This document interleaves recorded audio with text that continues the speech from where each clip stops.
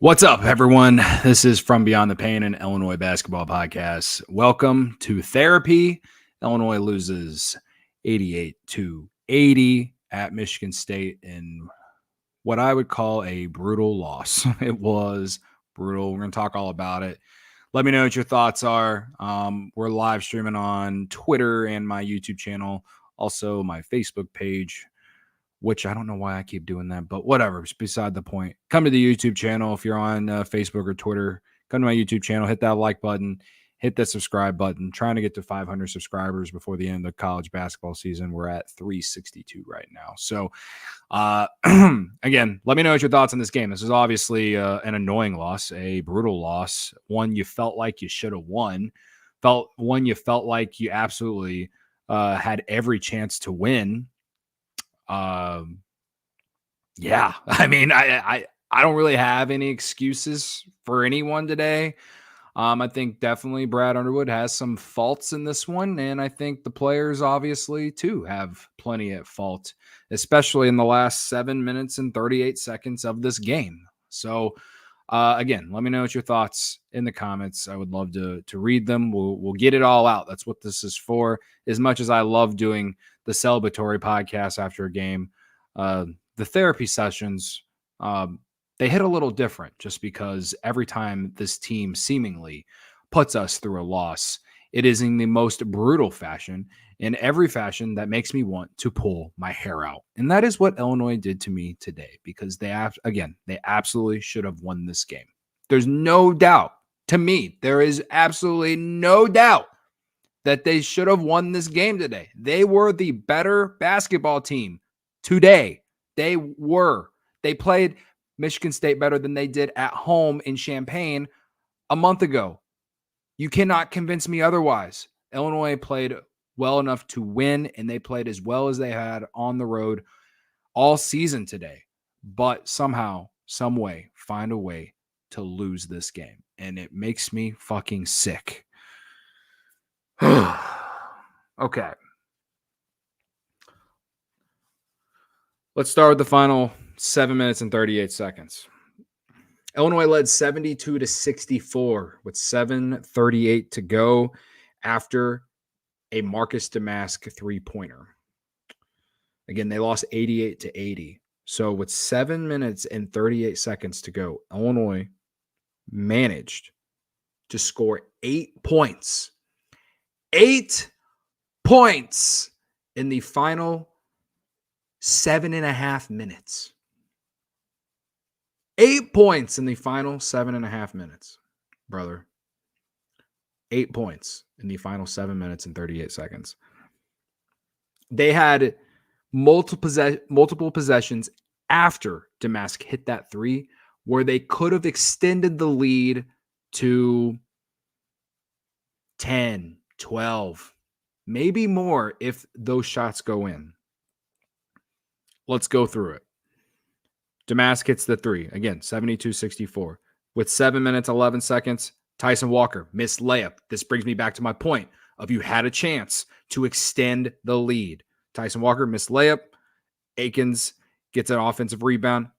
Walker missed another jumper. Again, a chance. Luke Goody gets a block. He gets the rebound. You come down the floor, and Justin Harmon misses a three. It was a wide open three, but again, he missed the three. Michigan State gets a rebound. And this is huge because Michigan State was in the bonus with a lot of time. I believe they were in the bonus around this time. And Ty Rogers fouls Tyson Walker. He shoots 2 free throws, makes them both. So they cut it to 6 after you had a chance to extend the lead. So that's one instance, one possession where you could have extended the lead to perhaps 10 points at least. But it's back down to 4 or to 6 after the Walker free throws. You come back down 6 minutes and 13 seconds. Terrence Shannon missed three-pointer. They get the rebound. Akins misses a three. It was a very quick three. They took it fairly quickly. He took it with 6 minutes and 5 seconds. So literally not even 10 minutes comes off the clock. They tried to hit a three in transition. They miss it. You get the rebound, and you go back on offense And Shannon misses another jumper. Malik Hall gets the rebound. Walker, missed jumper. 3 times now. 3 times. 5 minutes and 5 seconds, Coleman Hawkins takes another jumper. They miss it. So again, now that's 4. You had 4 chances to extend the lead. 4 chances to extend the lead. And then AJ Hoggard hits a 3. It's 72-69.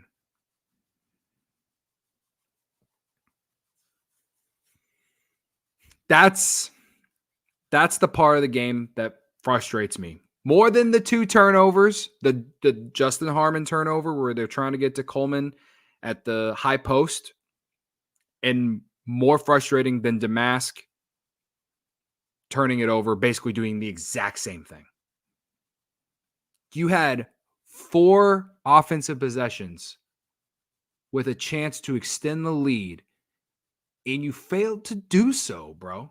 You failed to do so. Like, that is, to me, that is why they lost the game, because it opened the door for Michigan State to creep back in, and they got the crowd going. Malik Hall gets a couple and ones. You turn the ball over in complete un-Illinois fashion. This team has been pretty good at limiting turnovers for most of the season. Outside of the first month of the year in non-conference, I felt like they turned the ball over way too much in the first month of the season. They started to clean that up in December, and I feel like since then, overall, they have been pretty good at taking care of the ball. But you can't have those turnovers either. I mean, despite the fact that you didn't get them, you lead by 3 at this point where I'm talking. They hit that 3. The crowd gets going. It's a 3-point game.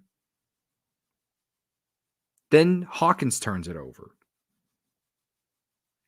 Hoggard hits another jumper. It's a 1-point game. On top of getting an and 1. So it's actually a tie game.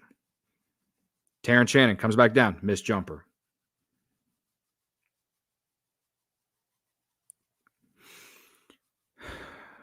Shannon gets offensive rebound, but then passes it out to, I believe this is what happened from my memory. Missed jumper. He gets the offensive rebound. It's kind of like a scrum for the ball. Shannon gets it, passes out to Harmon. He has a wide open 3, passes it up, drives, and then he turns it over. Tyson Walker steals it, goes down. That's when Marcus Damask gets the huge block. It was honestly felt like he saved the game. Marcus Damask with a huge block. Goody gets the rebound, and Akins fouls him, and Illinois is in the bonus by then. Timeout, they come back. What's Goody do? He misses the free throw. You could have, in that moment too, you could have perhaps slowed the momentum down in their favor. Illinois shot well from the free throw line today. They didn't get nearly as many attempts, but at least that they have been in recent games. But when they did miss free throws, it felt like they were crucial free throws. He misses that free throw. They come back. Michigan State comes back down.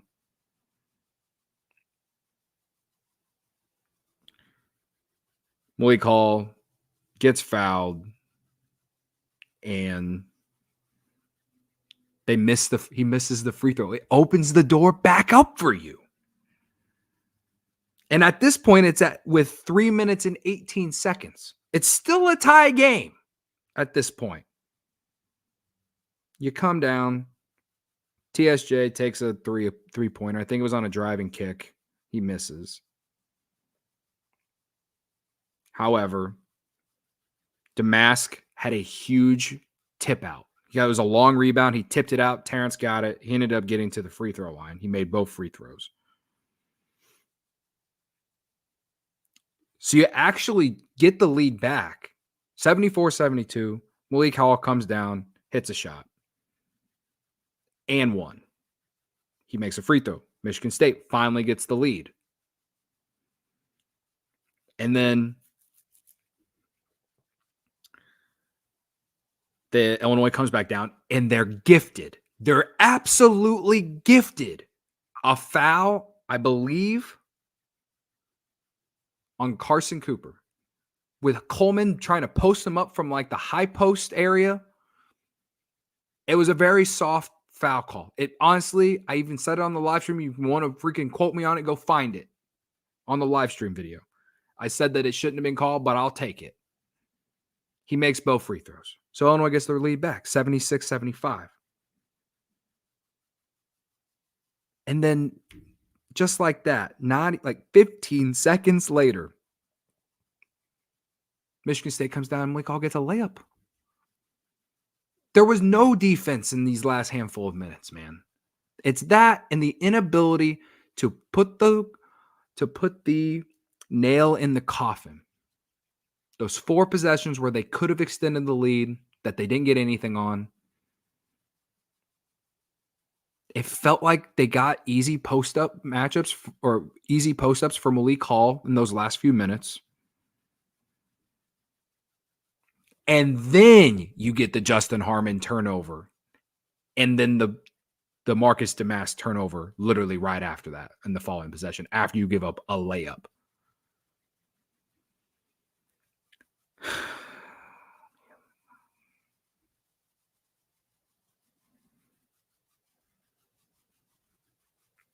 I mean, I don't need to explain the rest to you guys. Like it, I just feel like that those are the reasons they've lost the game in the final minutes. They didn't execute offensively. And when they absolutely needed to defend, they didn't do it. The question of why did they not defend? Well, some of you might get annoyed that I defend Brad Underwood too much. Well, I'll say this. Where's Ty Rodgers, man? Where's Ty Rodgers? Luke Goody and Justin Harmon were kind of getting cooked in those last 7 minutes, man. Harmon's bad turnover alone should have got him put on the bench. I don't get it. Ty Rodgers was great in this game. But he actually played more minutes than Ty Rodgers. What warrants that except for the spacing? Is that why Justin Harmon is out there getting more minutes than Ty Rodgers at the end of the game because you want better spacing? You had an 8-point lead, bro. And you saw it come apart. And Ty Rodgers was making an impact defensively in that game, man. Ty Rodgers played 21 minutes. Justin Harmon played 25. Goody, I understand why he's out there. And he hit 2 threes. He had 7 rebounds. He had a block. I felt like honestly, it was a bounce-back game for him. I'm not necessarily upset that Goody was out there because Guerrier didn't do shit today. He hit 1 3, and that's it. He got in foul trouble. He tried to get active on the rebounding game. Fine. So I'll give a pass when it comes to Goody. But what did Justin Harmon do really to warrant more minutes at the end of the game? When you needed defensive stops, at least. At the very least, when you needed the defensive stops. Ty Rodgers, 8 points, 4-6 from the field, 2 rebounds, no steals or blocks. But again, I felt like he made a really big impact defensively on this game that you don't see in the stat sheet. There's just no world with this matchup against Michigan State do I think that Ty Rodgers should have had less minutes than Justin Harmon, especially towards the end of the game in that second half when you actually led by at one point 8 points. So that's my big criticism of Brad in this game, for sure. Of course, Justin Harmon's turnover really shifted the momentum and definitely opened up the floodgates. And Marcus Damask, again, you've been one of the best players on the team. Hell, that block saved the game. No one's going to talk about that block now because of that turnover you made. Should they have gone back to Coleman in that high post area, back-to-back possessions? Well, they did it the entire second half, and it worked. I'm not even mad about that. You got to execute, brother. You got to fucking execute. That's That's my thing. That's my spiel about that. To me, you have to execute. They executed that pass to Coleman Hawkins the entire game until the very end.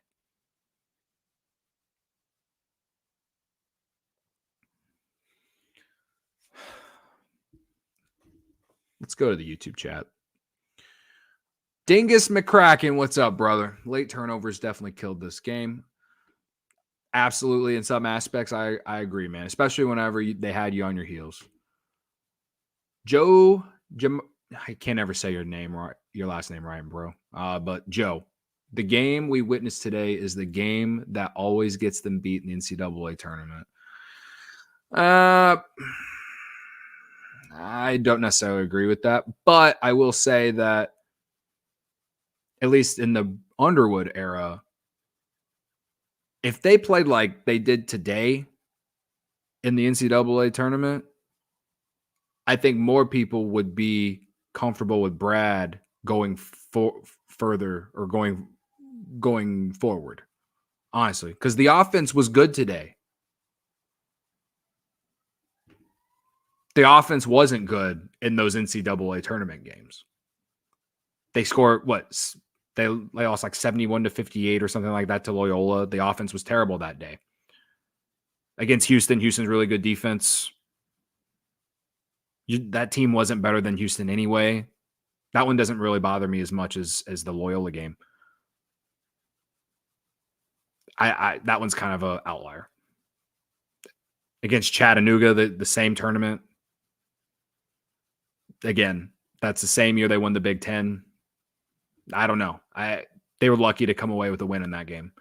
And then against Arkansas last year, I mean, that team, they had all kinds of issues. Both teams, honestly, weren't very good. They couldn't shoot the three. This is, to me, outside of the year against Loyola, this is the best offensive team that Underwood has had, in my opinion. And you can argue in some aspects this team might have a higher ceiling. I don't know if we've seen it yet. Perhaps. To me, this team needs to figure out how to defend. The defense has just not been good since Terrence came back. And I think he's one of the better defending guards out there. Why is this team not defending? You allowed 88 points to a team that doesn't have much influence inside. Malik Hall put up 22 today, and he deserves a lot of credit, and I think he's a really good player. But why do you keep getting cooked by someone's big man in the post? Not just today, but in previous games. You got cooked by the guy from Nebraska. You've been getting cooked in previous games before this. To me, it's defensively. I feel like offensively, this team's ceiling hasn't been hit yet because I feel like today you look like you were on your way, but then in the final 7 minutes, you just forgot how to put the ball in the basket. But I understand where you're coming from, Joe. I understand where you're coming from.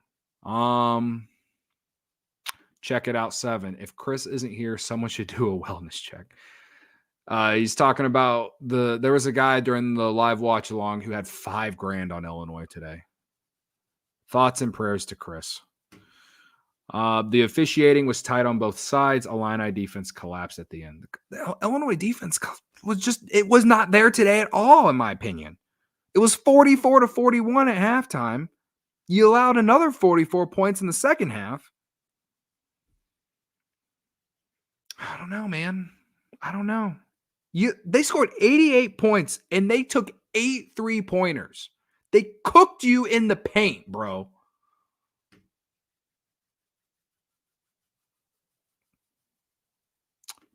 Check it out, 7. They should have just kept feeding Hawkins. And that's what, like, they tried to. And that's why I'm not mad, perhaps, about the idea of going to Coleman there that led to the Harmon turnover and the Damask turnover back-to-back. It was working. And they tried to go back to it, and they just didn't execute. That's what I'm not mad at Brad about. I'm mad at Brad because Ty Rodgers played 21 minutes.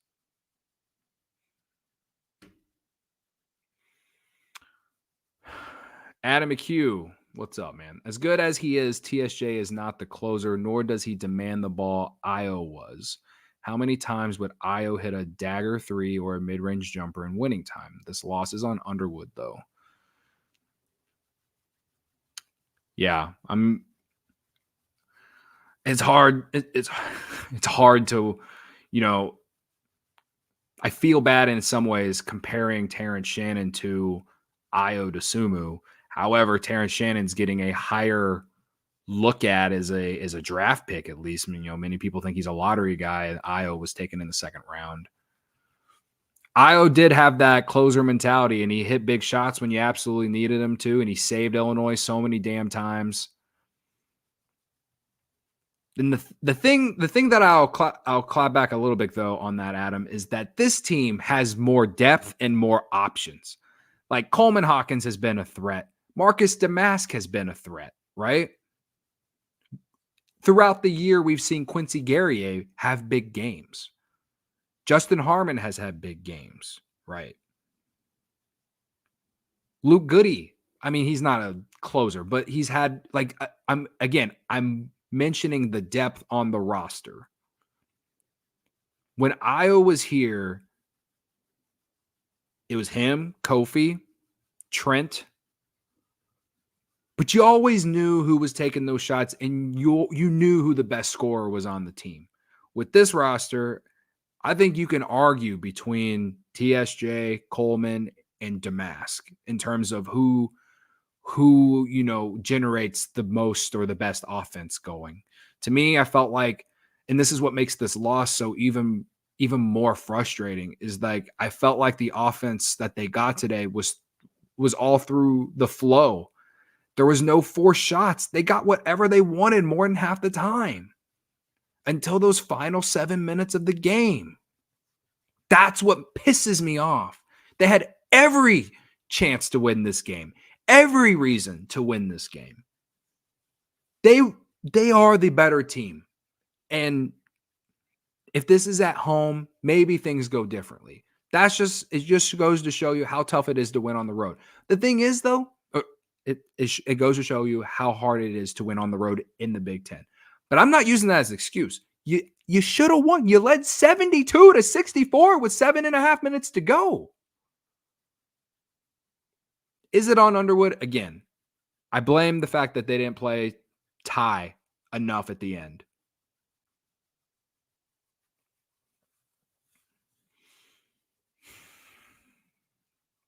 That's my big thing.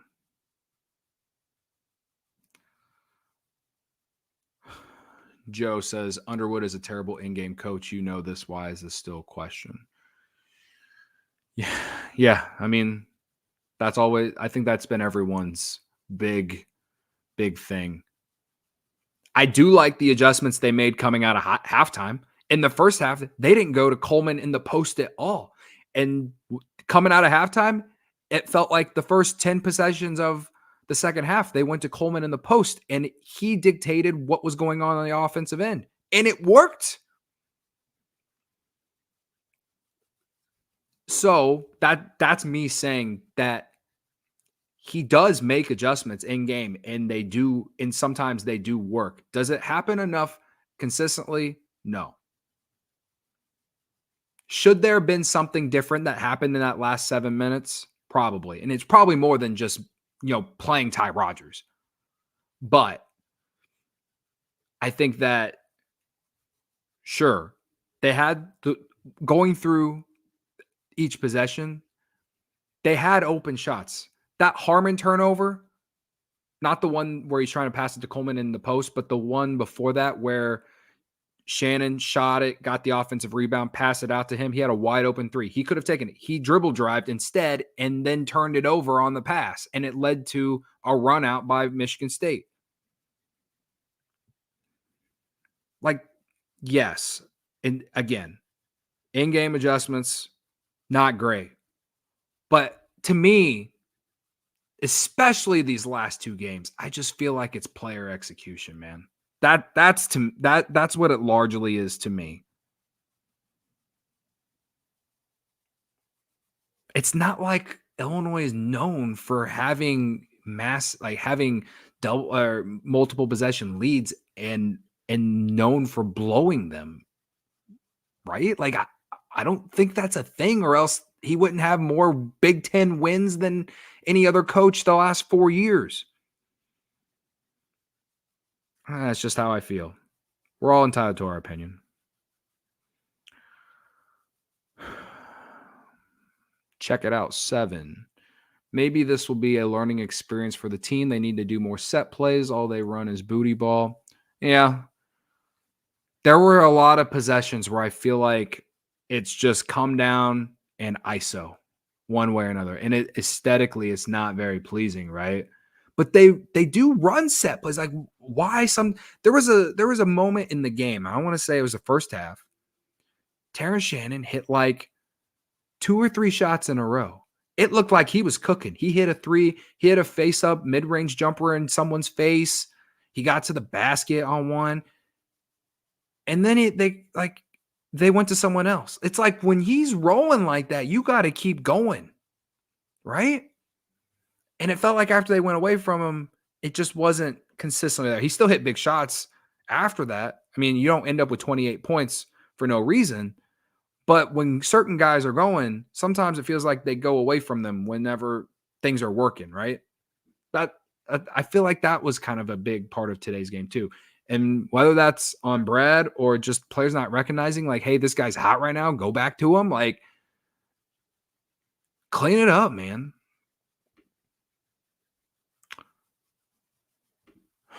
They are one and done in March if they don't get better. Listen, I'll get to that. Hold your thought on that one. Dingus McCracken, don't remind me about Sister Jean. I'm sorry, brother. I'm sorry. It's one of the worst losses of my life. Divine is in the chat. Oh, he's talking to Adam. This is to Adam's point. That's why IO locked up a NBA roster spot. I'll be surprised if TJ isn't a G leaguer. I think TSJ is if he gets through this whole off the court stuff. I think he's getting drafted. He's too athletic and too fast to not get drafted. He's at least getting drafted. I'll be surprised if he's not drafted.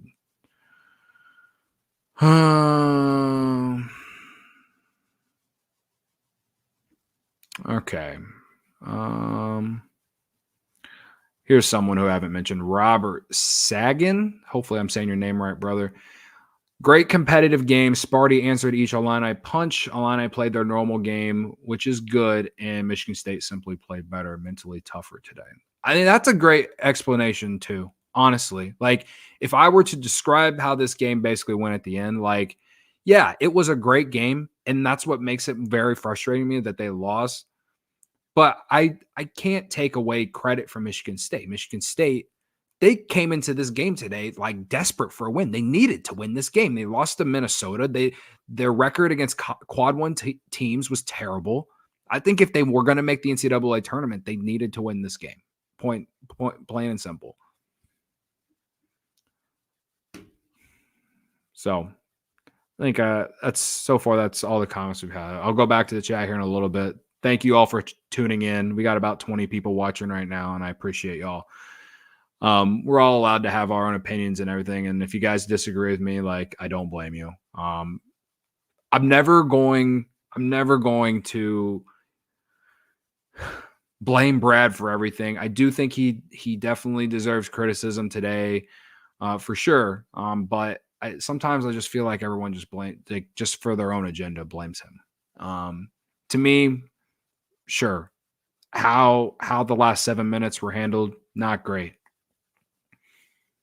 Just not great in terms of who was on the court.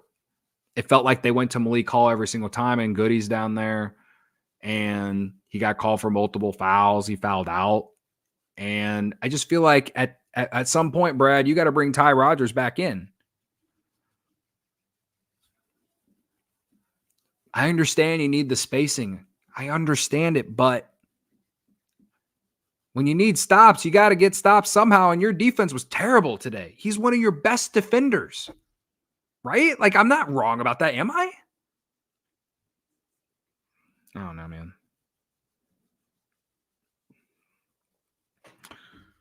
So what's it all mean? What's this loss mean?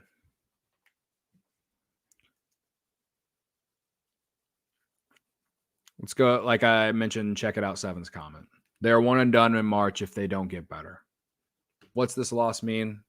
I don't know. I could read into it. I could say you shouldn't believe that this team is a second weekend team because of today.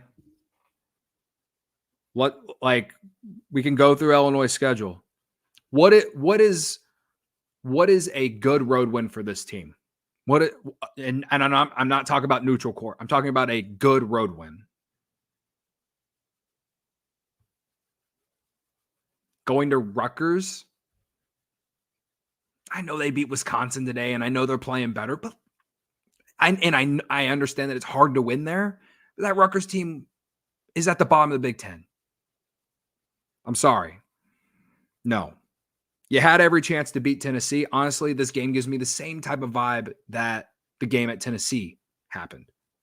Illinois played as well as they could have for 30 minutes against Tennessee.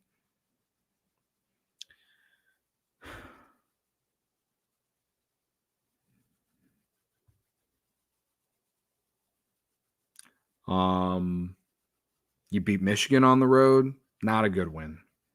Or it's not one that moves the needle. You beat Ohio State on the road. Doesn't move the needle. This was the one. Because you lost to Northwestern, this was the one. To me, for your tournament resume, listen, we know Illinois is going to make the tournament. Hell, they put on the screen today that one of their bracketologists says that they think they're a 3 seed. And great. 3 seed's great. I'll take a 3 seed, right? But at the same time, this team that somehow plays better offensively on the road than at home doesn't have a good road win. This one could have been it. And that's what pisses me off the most about this loss. You should have won at Northwestern, should have won today in East Lansing. Absolutely should have.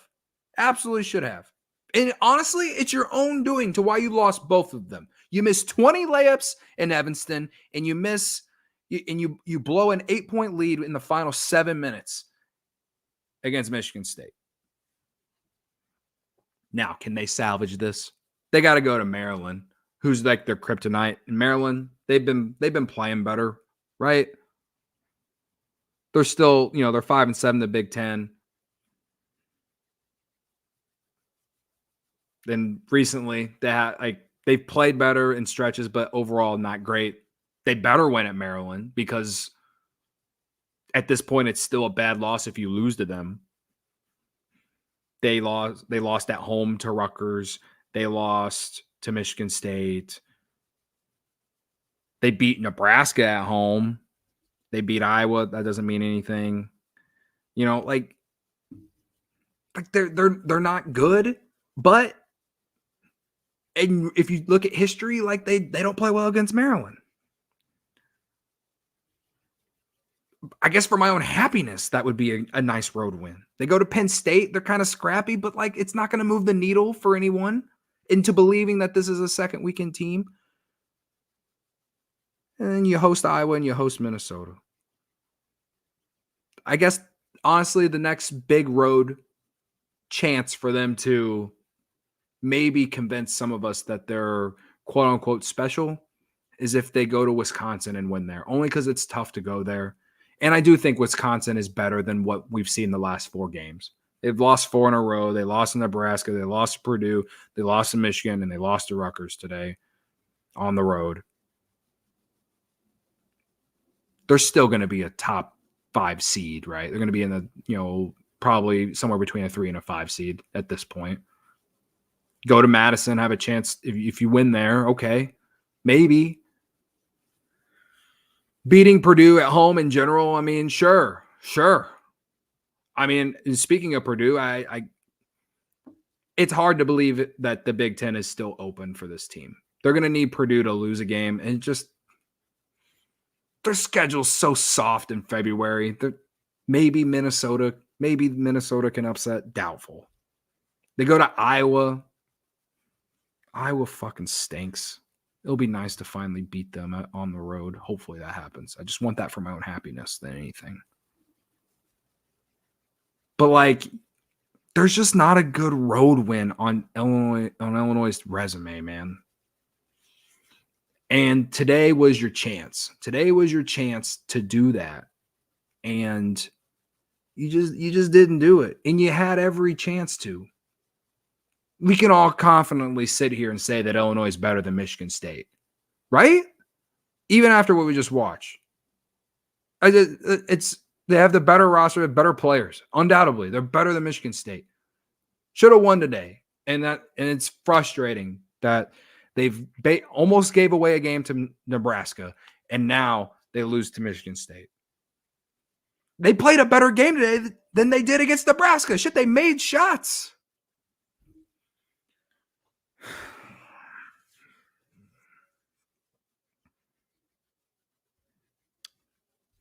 Let's go back to the chat.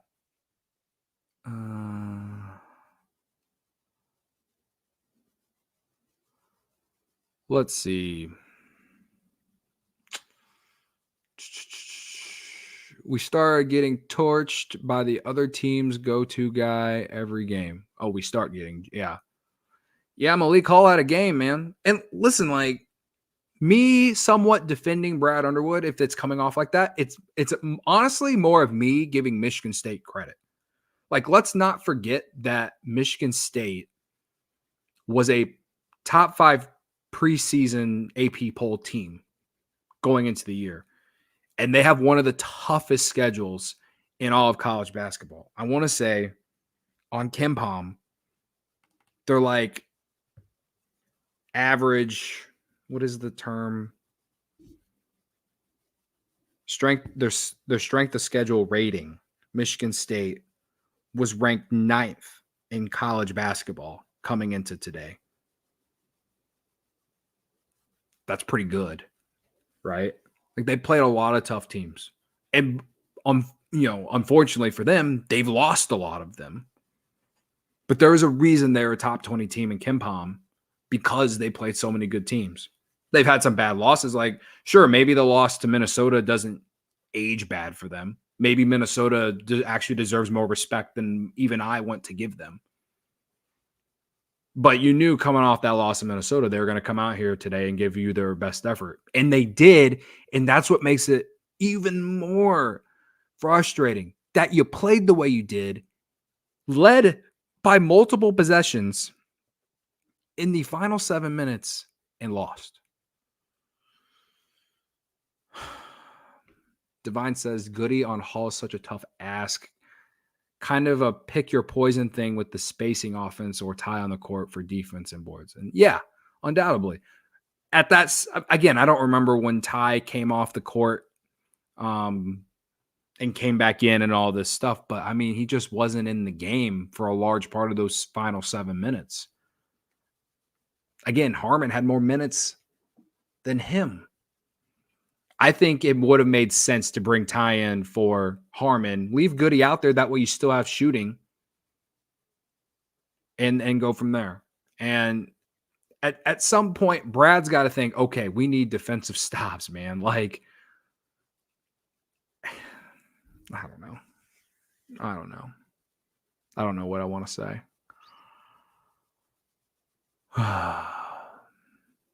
And what's crazy about Ty Rodgers and Brad Underwood is, like, they're almost kind of like the same, not same person, but like mentality wise, basketball wise. Like, I feel like Brad really loves Ty. Like, he does everything that a guy like Brad Underwood would want. He always talks about grit and toughness and all this stuff. And that is literally all Ty Rodgers brings, is toughness and grit, and does all these little things that doesn't show up in the stat sheet. And he rebounds, and, he gets those drives to the basket, which, by the way, he turned it over twice today doing that. So even though he wasn't on the court, he had his own mishaps too.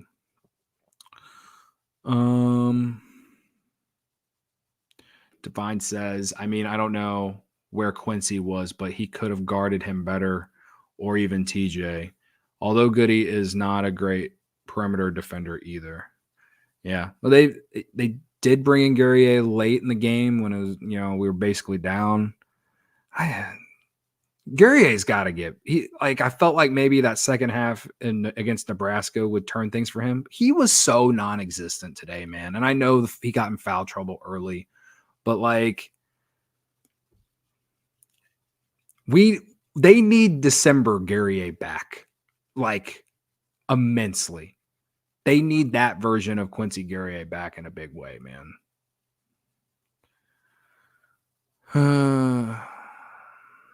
Joe says this is not a special team. It has special players, but it's not special. I don't blame you for thinking that right now, bro. I don't blame you. Too much hero ball late in games from Damas, TSJ, and Hawkins. Yeah. What's up, Rob? I see you in the chat.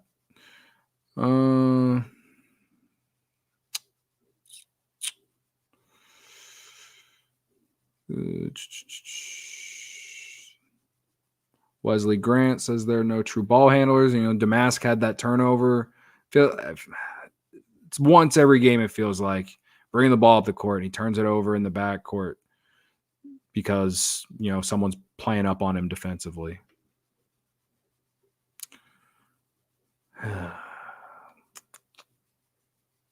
Anyway, all right. I think I got out all my frustrations about the game itself and what it means. I'm sitting here and I'm somewhat defending Brad, but I'm also not at the same time. And I can confidently sit here and tell y'all that if you feel like this team isn't a second weekend team right now, I'm with you. And that sucks. It absolutely sucks because we've seen at points in the season where you felt like this team was special. Undoubtedly. That said, and I only am going to say this because I did say this on a previous show. I said on a previous show, and I want to say it was probably a show, maybe it was after Michigan, maybe it was after Ohio State, that February is the month where they figure out all these issues that they might have, and hopefully they figure them out by the end of the month, and they go into March playing their best basketball that they have. If you want a spin zone, I said that probably it has to be 2 weeks ago now. I said that. I'm giving them that leash. I think they are getting Terrence back into form. He's, again, 28 points today is no joke. He was a big part of today. He played as well as he could have in a tough road environment. 28 points, 7 rebounds. He was 12 of 13 from the free throw line. Should he take 9 threes when he's only made 2? Probably not. I know a handful of those were at the end of the game whenever they had to start chucking up threes, but whatever. He scored 28 points on 7 of 19 shooting. He was definitely a lot more efficient today than he was against Nebraska. He played better today than he did against Nebraska, and they won the game against Nebraska. I believe that. Damas, 12 points on 4 of 8 shooting, 8 shot attempts. I'm sorry, if you're one of the top 3 scorers on this team, you need more shot attempts, man.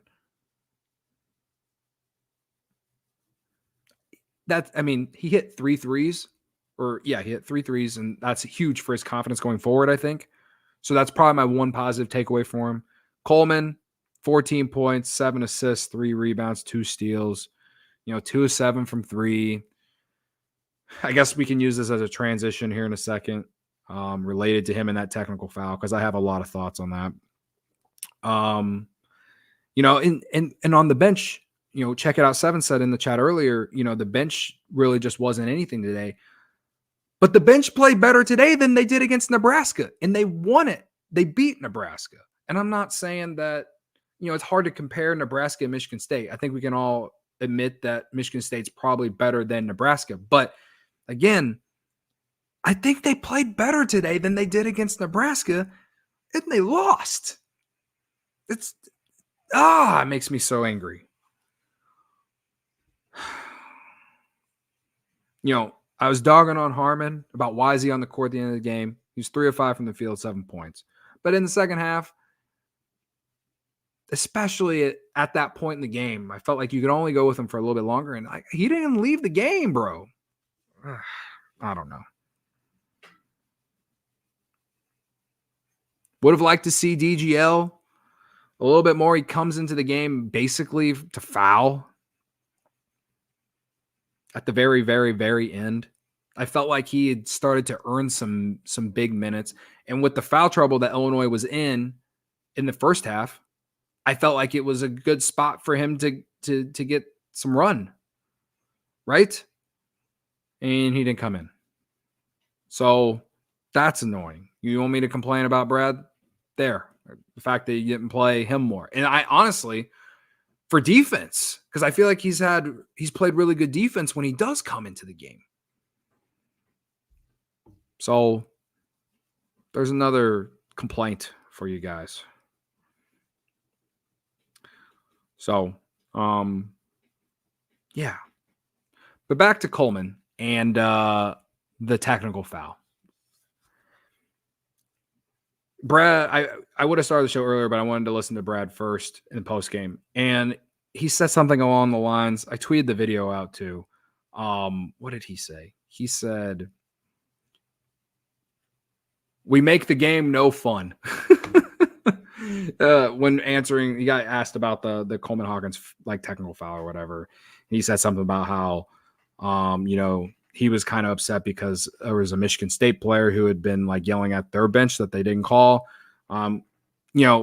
Atkins eventually got a technical foul basically for the exact same thing that Coleman Hawkins did. So it is what it is.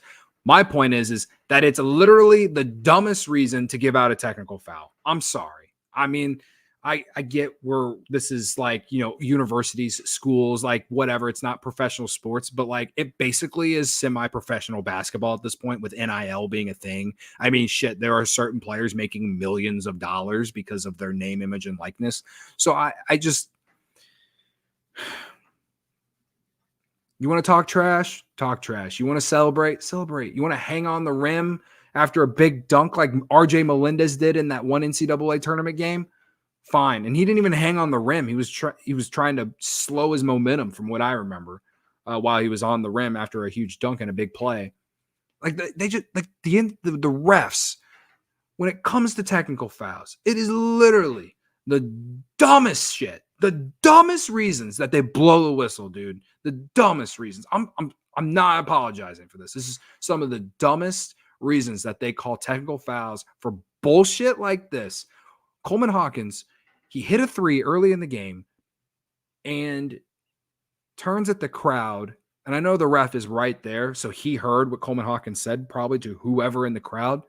But does that warrant a technical foul? Looking at the crowd that's probably talking shit to him? I don't get it, bro. I don't get it. It's literally the dumbest reasons to call a technical foul. Call a technical foul because your guy is yelling at the other team's bench or something like that. Do it just being a boneheaded idiot. But if you're Coleman Hawkins and you turn around to gloat because you hit a three and you're in a tough road environment, fuck off with giving out technical fouls for that. It's dumb. Dumb. I'm going to die on that hill forever. All right.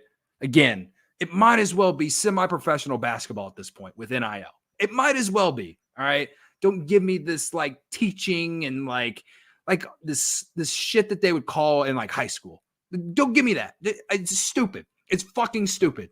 Let the players play. Let the players have fun. How many times have guys hit big shots, hit layups and got and ones, and then they celebrate and they look at the crowd? Like, I mean, what's the difference than what Coleman Hawkins did? What is the fucking difference? Nothing. That's what. Again, it's not the reason they lost the game. It's something that's always bothered me. It's literally one of the dumbest reasons to give out a technical foul.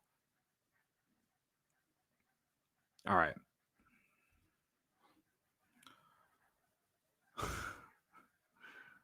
All right. I think I'm done. This was a good therapy session as much as I'm ruining my day. Let's go around the Big Ten real quick before I get out of here. If you know, Wisconsin lost today, which is huge for Big Ten standings, I guess. not so much a Big Ten title, but if I'm a Wisconsin fan, I'm really worried right now. They lost by 18 on the road to Rutgers, and it's tough to play at Rutgers, but Wisconsin was ranked 6th in the country like a week and a half ago. Like they're better than this, and I expect them to be better. But right now, I'd be worried if I was a Wisconsin fan. If there's anything to make you feel better, is the fact that at least you haven't lost 4 straight, including 2 in a row to Michigan and Rutgers, right? Maryland's up 55-49 right now on Ohio State. That'll be a big road win for them if they pull that out. Ohio State fucking sucks. They are definitely a football school, and Chris Holtman's days are numbered. You got Michigan and Nebraska tonight, and IU and Purdue tonight. Hammer Purdue minus whatever it is because IU fucking stinks. They're bad, bro. They're bad. I can't believe they call themselves a blue blood school. So with Illinois' loss, they're now 2 games back, and I think it will go to 2.5 if Purdue wins, which they probably will. They're 11-0 at home, and they already pounded Indiana by like 20-some points at Bloomington. So that's where we're at. Illinois has Michigan next at home next Tuesday. The game's on Peacock, so if you don't have Peacock, get Peacock. That way you can watch the game. They have Michigan coming up, then they go to Maryland, and then they go to Penn State. So 2 of their next 3 games are on the road. Listen, there's just no excuses at this point in terms of like who they can win and lose to. Like, to me, they need to win out the rest of the month. And it's not even for like the Big Ten. It's just for me to have any hope that this team can go into the second weekend. They're better than every team they play the rest of the month. They're better than Michigan. They're better than Maryland. They're better than Penn State. They're better than fucking Iowa. And they're definitely better than Minnesota, even though I'm probably sleeping on Minnesota. And if I had to pick one of these teams that they would lose to, it's Minnesota. But they have them at home. I think they win at home. So that's where I'm at, guys. So anyway, I appreciate y'all for hanging around for this scream fest, because that's basically what I do. And I'm sorry if you don't like the screaming and the yelling. I'm just pissed off. This game ruined my day. All right. But if you enjoyed it, please hit the like button. I see my guy JB on Facebook. Come to the YouTube page, subscribe to the page, brother, and hit the like button. I appreciate it. Hope you're doing well at ABC.